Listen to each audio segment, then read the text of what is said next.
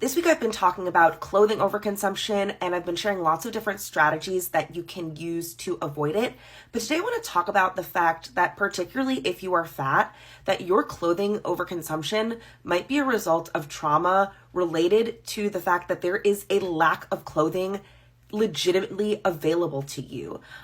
So it's not just that, you don't know how to stop shopping.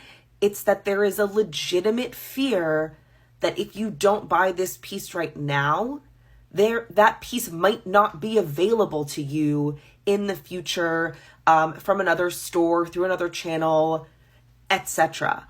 So I want to start by sharing a story of my own overconsumption related to this, which actually happened earlier this week. So this week it's been cold enough that when I walk my dog every morning, I've needed to wear my ski jacket. And so I basically was trying it on for the first time since last winter. And I was noticing it was a little tight in the arms. Fine for dog walking, not going to be good enough when it is ski season. So I went ahead and I went to order a new ski jacket.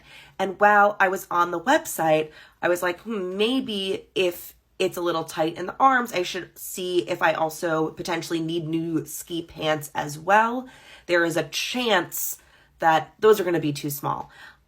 So I went and I looked just to sort of see what options were there. I like to wear bib pants, and there was basically one option for bib ski pants in my size from the brand where I normally buy my ski clothes from. Now, I am, of course, always a little bit in between sizes, and normally I would just order one size and try it, and if it doesn't work, I'd return it and get the other size.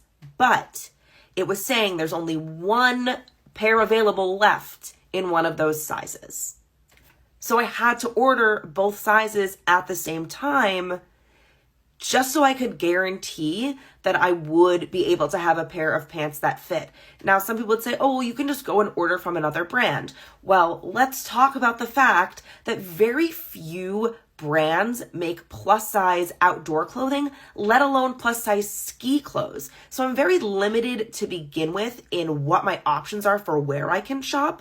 So if there's a limited number left, I'm going to have to jump on that right away and grab it while I can. Now, in the past, I would have blamed myself for this. It's your fault that you are this size. You should just be a different size and make it easier for yourself to find clothes. But after all of the work that I've done, not just work related to clothing, other work I've done related to body acceptance and respect, I've realized it's not my fault.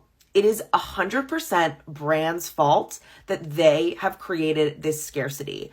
When I was at Philly FatCon this past weekend, in the past, we had always heard that the average women's size is a 16, 18. It's now an 18, 20.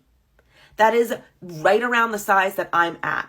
There should be limitless options for ski pants for the average sized woman. And yet, there's pretty much only one, maybe two brands that I have the option to purchase from, and they have an incredibly limited amount of stock in my size. Moral of this whole story is that, first of all, if you are fat, your overconsumption is very likely not your fault. It is a result of scarcity that has been created by brands. If you are a clothing brand, especially a large brand with a relatively unlimited budget, you have a responsibility to make clothes for the people that exist in the world, not for some unrealistic ideal of who you want to make clothes for. Look at the people in the world and start making clothes for those people. And finally, if you are over-consuming clothes for any reason related to trauma, I talk specifically about fat trauma because it's something that is personal to me, but there are many other reasons why overconsumption can be a trauma response. Be kind to yourself. Use strategies to help you through it. Get supports from friends, family members if possible, a style coach if that is something that is in your budget and realistic for you, to sort of help you move through or move out of that overconsumption cycle. But do it with kindness, do it with respect for yourself and where you're at. And just know that I and probably a lot of members of my community are here for you and here to support you.